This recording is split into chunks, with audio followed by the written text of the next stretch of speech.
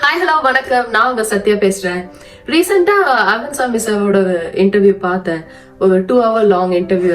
அதுல கடைசி அவர் ஒரு புக் சஜஸ்ட் பண்ணியிருப்பாரு, சைக்காலஜி ஆஃப் மணி அப்படிங்கிறது. அதை அவர் சஜஸ்ட் பண்ணதும் போதும், அதுக்கப்புறம் எங்க பார்த்தாலும் எல்லாரும் அந்த புக்கை ரிவ்யூ பண்ண ஆரம்பிச்சுட்டாங்க. அந்த புக் பயங்கர பாப்புலர் ஆச்சு. 3 வருஷம் 5 வருஷம் முன்னாடி புத்தக விளக்கம், புத்தக சுருக்கம், ஆடியோ புக், அந்த எல்லா கான்டென்ட்டும் எல்லா மெட்டீரியலும் பயங்கர ட்ரெண்டிங்கா வைரலா திரும்ப ஆரம்பிச்சிச்சு. ஸோ எனக்குள்ள ஒரு கியூரியாசிட்டி, அப்படி என்னதான் அந்த புக்ல இருக்கு பார்த்து தெரிஞ்சுக்கலாம் அப்படின்னு. ஸோ அப்படி அந்த புக்கை வாங்கி நான் படிச்சதுல எனக்கு கிடைச்சது ரொம்ப வேல்யூபிளான இன்சைட்ஸ். எனக்கு மட்டும் இல்ல, இப்ப நீங்க ஒரு பிகினரா இருக்கீங்க, ஒரு 2K கிட்ஸ் இல்ல ஜென்சி கிட்ஸுக்கு இது ரொம்ப தேவையான ஒரு புக் அப்படின்னு நான் நினைக்கிறேன். அவங்களோட பெட்டர் ஃபினான்ஷியல் டெசிஷன்ஸ் மேக் பண்ண இந்த இவ்வளவு பெரிய புக்கை படிக்கிறதுக்கு பொறுமை இல்லாத ஒரு ஆளா இருக்கலாம்.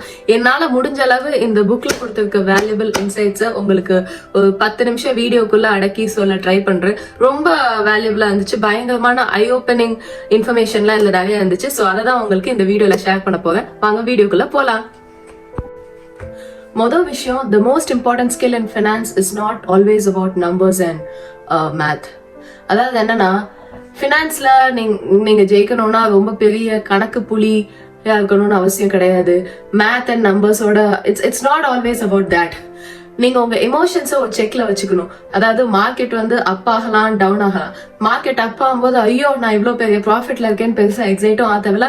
மார்க்கெட் டவுன்ல இருக்கும்போது ஐயோ நான் போட்ட பணம் எல்லாம் போச்சே அப்படின்னு சொல்லி நீங்க ரொம்ப இமோஷனலா இருக்கவும் தேவையில்ல. ஏன் சொல்றேன்னா, நீங்க எந்த அளவுக்கு இமோஷனலி காம் அண்ட் கம்போஸ்டா இருக்கீங்க, கலெக்டடா இருக்கீங்களோ அந்த அளவுக்கு நீங்க தப்பான ஃபினான்ஷியல் டெசிஷன்ஸ் மேக் பண்றதுல இருந்து தப்பிக்கலாம். ஏன்னா எவ்வளவு பெரிய ஜீனியஸ் இருக்கலாம், பெரிய பெரிய ஃபினான்ஷியல் அட்வைசர்ஸ் கூட they tend to easily make a lot of financial mistakes, make bad financial decisions when they are not emotionally so good. அதாவது எல்லாரும் எல்லா நேரத்திலையும் எவ்வளவு பெரிய ஆளா இருந்தாலும் நம்ம ரேஷனலா டெசிஷன் மேக் பண்றோம்னு நினைச்சுதான் தப்பான டெசிஷன்ஸ் எடுத்துவாங்க. Mainly when it comes to finance.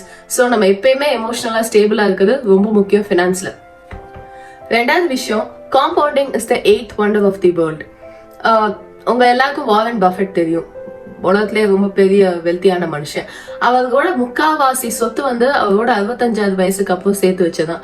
அது அவரா போய் சம்பாதிக்கல, அதுக்குன்னு புதுசா எதுவும் ஹார்ட் ஒர்க் போடல. பட் அவர் இன்வெஸ்ட் பண்ணியிருந்தாரு ஆரம்பத்துல இருந்தே. அதாவது நீங்க ஏதாவது ஒரு கோலை நோக்கி தான் குட்டி குட்டியா சேர்த்து வைக்கணும், அந்த கோலுக்காக சேர்த்து வைக்கணுங்கிற மென்டாலிட்டி இல்லாம தேவையே இல்லாட்டியும் ரொம்ப ஏர்லியா ஸ்டார்ட் பண்ணும். ஆரம்பத்துல இருந்தே சேவ் பண்ற பழக்கம், இன்வெஸ்ட் பண்ற பழக்கம் நமக்கு இருந்துச்சுன்னா over a very long period of time, அதாவது நீங்க ஒரு 20 வருஷம் 25 வருஷம் கழிச்சு பார்க்கும்போது அந்த குட்டி அமௌண்ட், நீங்க சேவ் பண்ண இன்வெஸ்ட் பண்ண அந்த குட்டி அமௌண்ட் பெருசா வளர்ந்து நிற்கும். It's like a magical moment.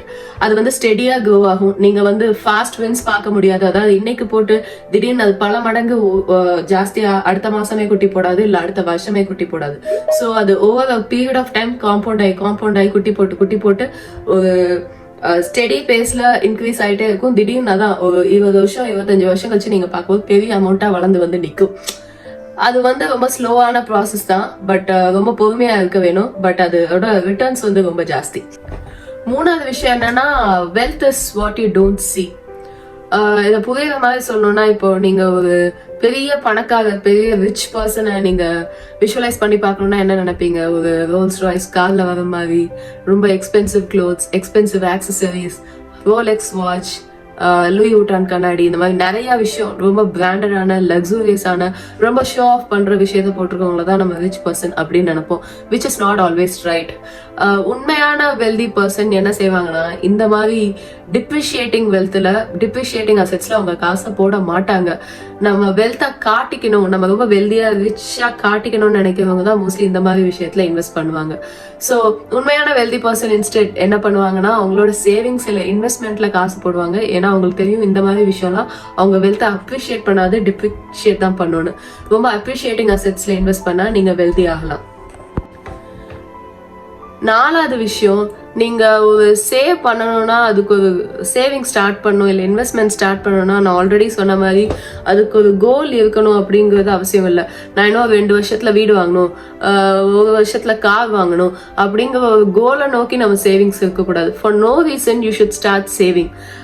நீங்க ஒரு குறிப்பிட்ட பர்சன்டேஜ் ஆஃப் உங்க இன்கம், அதாவது உங்க சேலரிய ரெகுலரா சேவிங்ஸ்ல போட்டுட்டு கொஞ்சம் அமௌண்ட்டை வந்து இன்வெஸ்ட்மெண்ட்ல போட்டுட்டு right from the very beginning early 20s இருந்தே போட்டுட்டா ரொம்ப நல்லது அப்படின்னு நிறைய great people, great financial advisors சொல்றாங்க. ஏன்னா the early you start the more returns you'll get. So ஒரு கோல் இருக்கணும்னு அவசியம் இல்லை நீங்க சேவிங் ஸ்டார்ட் பண்றதுக்கு. 5வது விஷயம், the role of luck and risk.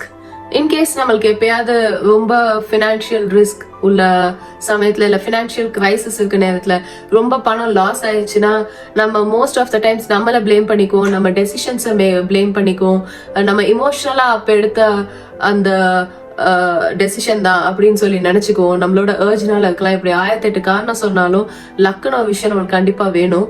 ஏன்னா எல்லாருக்கும் எல்லா டைம்லயும் லக்கு வந்து இன் ஃபேவர் பிளே ஆகுறது கிடையாது. ஸோ சம்டைம்ஸ் நீங்க ரொம்ப ஹை ரிட்டர்ன்ஸ் இல்ல ஹை கெயின்ஸ் பாக்குறதுக்கு லக் உங்க ஃபேவர்ல இருக்கணும். So always don't stress about these things. So இதுல இருந்து நீங்க எஸ்கேப் ஆகணும்னா என்ன பண்ணணும்னா உங்களோட இன்வெஸ்ட்மெண்ட்ஸை டைவர்சிஃபை பண்ணி வைக்கணும். இப்ப ரொம்ப பேர் சொல்லுவாங்க, இந்த இடத்துலயே வந்து காசை போட்டு நான் முடக்கிட்டேன், இல்ல தங்கத்திலேயே காசை போட்டு முடக்கிட்டேன். அப்படி ஏதாவது ஒரு விஷயத்துல மட்டும் நம்ம ஃபுல் பணத்தை போட்டு முடக்கி வைக்காம வேரியஸ் சின்ன சின்ன விஷயத்துல இன்வெஸ்ட் பண்ணி வச்சோம்னா ஒரு விஷயத்துல நம்ம லாஸ் சந்திச்சாலும் மத்த விஷயத்துல வந்து சில லாபத்தை பார்ப்போம். நாட் ஆல்வேஸ் எல்லா நேரத்திலயும் நம்ம போட்ட எல்லா இன்வெஸ்ட்மெண்ட்ஸ்லும் லாஸ்ல போகணும்னு அவசியம் கிடையாது. அப்படி ஆகும் ஆகாது ப்ராக்டிகலி. ஸோ இதுல லாஸ் பார்க்கலாம், இன்னொரு ஏதாவது ஒரு விஷயத்துல X, Y or Z gains பார்க்கலாம். ஸோ ஓவரால் அது நெட் ப்ராஃபிட்டா முடியலாம். இதுல ஏற்பட்ட லாஸுக்கு அதுல ஏற்பட்ட கெயின்ஸ் வந்து it would at least help compensate. So அந்த விதத்துல நீங்க பணத்தை எப்பயுமே டைவர்சிஃபை பண்ணி இன்வெஸ்ட் பண்ணணும். And luck plays a major role. இன்னொரு விஷயம், time matters more than timing. அதாவது இந்த விஷயத்தை ஆல்ரெடி டிஸ்கஸ் பண்ணியிருக்கோம், பட் டு ரீஇட்டரேட் அகெயின், நம்ம எவ்வளவு ஏர்லியா ஸ்டார்ட் பண்றோன்றது முக்கியம். ஐயோ இந்த நேரத்துல நான் ஸ்டாக்ஸ்ல போட்டிருந்தா எனக்கு $40,000 நான் பாத்துக்கலாமே ப்ராஃபிட் அப்படின்னு நினைக்கிறத விட நீங்க ஏர்லியா இன்வெஸ்ட் பண்ணீங்கன்னா, ஏன்னா மார்க்கெட் எப்பயுமே அந்த ட்ரெண்ட்ல இந்த ட்ரெண்ட்லேயே தான் இருக்கும், மேல ரைஸ் ஆயிட்டே தான் இருக்கும். ஸோ அப்படி இருக்கும்போது the early you invest in long term, நீங்க ஷார்ட் வின்ஸ் பார்க்கலாம், இல்ல டிப்ஸ் பார்க்கலாம். அந்த கேண்டில் ஸ்டிக் ஸ்டாக்ஸ் ரொம்ப கரைச்சு குடிச்சிட்டு நீங்க ஓகே இன்னைக்கு இவ்வளவு இன்வெஸ்ட் பண்ணிருக்கேன், 2 monthsல இவ்வளவு ஹை ஆகுது, அடுத்த 4 மாசத்துல கீழே போயிருதுங்கிற அந்த பயம், அந்த இமோஷனல் கைண்ட் ஆஃப் திங் உங்க மனசுக்குள்ள போகாம பிகர் பிக்சர் லாங் டேர்ம்ல பார்த்தா நடுவுல கூட போனாலும் குறைஞ்சு போனாலும் ஒவ்வொரு வெரி லாங் டைம் நீங்க அந்த அப்வர்ட் ட்ரெண்டை தான் பாப்பீங்க. ஸோ ஆப்வியஸா உங்களுக்கு இந்த லாங் ரன் ஒரு பெரிய டைம் பீரியட்க்கு அப்புறம் நீங்க ப்ராஃபிட்ஸ் தான் பாப்பீங்க. So it's not always about the timing, it's about the time. எப்பயுமே for no reason you should be prepared for the unexpected. உங்களுக்கு புரியுற மாதிரி சொல்லணும்னா அந்த பிக் பாஸ்ல சொல்ற மாதிரி எதிர்பாராததை எதிர்பாருங்கள் அப்படின்னு சொல்ற மாதிரி யாரும் நினைக்கல கோவிட் வரும்னு. 2008 அந்த ரிசெஷன் நடந்துச்சு, யாரும் நினைக்கல அது வரும்னு. ஸோ அந்த மாதிரி ஒரு ஃபினான்ஷியல் கிரைசிஸ் ஆன சுச்சுவேஷன்ல, ரொம்ப கிரன்ச் சுச்சுவேஷன்ல உலகமே வந்து அவ்வளவு பெரிய டிப்ரெஷன்ல போகும்போது, அதில் பாதாளத்துல போகும்போது you should have enough funds. அது எப்போ வரும்னா நீங்க சேவ் பண்ணிட்டே இருந்தா மட்டும் தான் வரும். ஸோ அந்த எனஃப் ஃபண்ட்ஸ் இருந்தா you good meet your needs during the crisis situation. So always be prepared for the worst. இந்த புக்கை படிச்சு நான் தெரிஞ்சுக்கிட்டதுல ரொம்ப வேல்யூபிளான இம்பார்ட்டன்டான லெசன் இதுதான் ஒரு முக்கியமான கீ டேக்அவே அப்படின்னு நினைக்கிறேன்.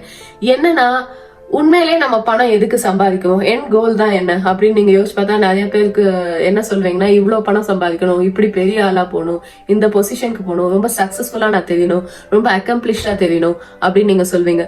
பட் இது எல்லாத்துக்கும் பின்னாடி என்ன இருக்குன்னா, you're just trying to buy time and freedom with that money.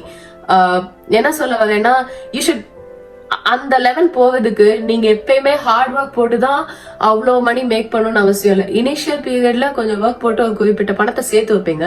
அதுல கொஞ்சத்தை சேவிங்ஸ்க்கும் கொஞ்சத்தை இன்வெஸ்ட்மெண்ட்ஸ்க்கும் போட்டீங்கன்னா அந்த பணம் குட்டி போட்டு throughout a period of time compound ஆகி மல்டிப்ளை ஆகி பெருசா வளர்ந்து நிற்கும். ஸோ அப்படி வளர்ந்து நிற்கும் போது அந்த பணத்தை நீங்க ஒர்க் பண்ணாம அந்த பணத்தை உங்களுக்காக ஒர்க் பண்ண வைக்கணும். அந்த பணம் க்ரோ ஆகும்போது நம்ம எண்ட் ஆஃப் த டே அந்த பணத்தை வச்சு நம்ம என்ன வாங்க ட்ரை பண்றோம்னா ஃபிளெக்சிபிலிட்டி அண்ட் ஃப்ரீடம். நீங்க யோசிச்சு பார்த்தா அதுதான். நீங்க நினைக்கலாம் அவ்வளவு பணம் வந்தா நான் பயங்கரமான இந்த ஹை அண்ட் கார் வாங்கலாம், இல்ல பெரிய பங்களா வாங்கலாம், இல்ல அவ்வளவு தங்கம் வாங்கலாம் அப்படின்னு. பட் அது வந்து இட்ஸ் நாட் தி எண்ட் கோல். நீங்க நல்லா யோசிச்சு பார்த்தா தெரியும். உங்களோட டைமை வந்து நீங்க நினைச்ச மாதிரி பிடிச்ச மாதிரி செலவு பண்ணணும். உங்க லைஃப்ல ரொம்ப மீனிங்ஃபுல்லான விஷயத்துக்கு ரொம்ப டைம் கொடுக்கணும், ரொம்ப ஸ்பெண்ட் பண்ணணும் அப்படிங்கறது நினைப்பீங்க. அது எப்ப நடக்கும்னா only if you have so much money that you can make it work for you rather than you being there in the actual position to work for putting in hard work.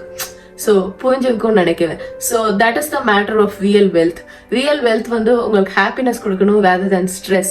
So எப்போ உங்களுக்கு stop பண்ணணும், okay சம்பாதிச்சது போதும்டா, இது இருந்தா போதும், சந்தோஷமா இருப்பேன், என்னோட எக்ஸ்பென்சஸ்லாம் பார்த்துக்குவேன், எனக்கு என்ன சேவிங்ஸ் இருக்கு, இன்வெஸ்ட்மெண்ட்ஸ் இருக்குன்ற மன நிறைவு உங்களுக்கு வரணும். பணம் பின்னாடியே பாயிண்ட்லெஸ்ஸா மீனிங்லெஸ்ஸா ஓடிட்டே இருக்கணுங்கிற அவசியம் கிடையாது.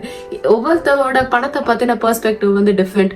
ஸோ எப்போ வந்து அந்த பணம் கோல் என்னவா இருக்கணும்னா it should align well with your values, with your goals in life, and it is also shaped based on your upbringing அப்படின்னு சொல்றாங்க. நீங்க எப்படி வளர்க்கப்பட்டிருக்கீங்க, உங்க அம்மா அப்பா உங்களுக்கு என்ன சொல்லி கொடுத்திருக்காங்க பணத்தை பத்தி, நீங்க வந்து உங்க லைஃப்ல எது முக்கியம் நினைக்கிறீங்க. So it is not like a one size fits all approach.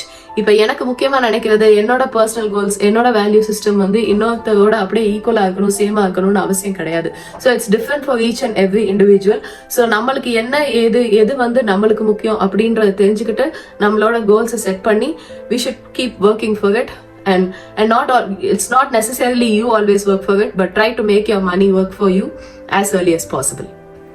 Okay, so முடிஞ்சா நீங்க இந்த புக்கை வாங்கி படிங்க. கீழே காமெண்ட் பாக்ஸ்ல உங்க லைஃப்ல நீங்க லேர்ன் பண்ண ரொம்ப வேல்யூபிளான ஃபினான்ஷியல் ஸ்ட்ராட்டஜிஸ் என்ன, இதெல்லாம் நீங்க ஃபாலோ பண்றீங்க, ரொம்ப இம்பார்ட்டன்டான மணி ஹேபிட்ஸா நீங்க என்ன நினைக்கிறீங்க, எது ரொம்ப லைஃப் சேஞ்சிங்கா இருந்திருக்கு, what was your game changing decision, what was your plan, financial plans அப்படிங்கறது கீழே காமெண்ட் பாக்ஸ்ல போஸ்ட் பண்ணுங்க. அடுத்து இன்னொரு யூஸ்ஃபுல்லான வீடியோ மீட் பண்றேன். ஓகே, டடா.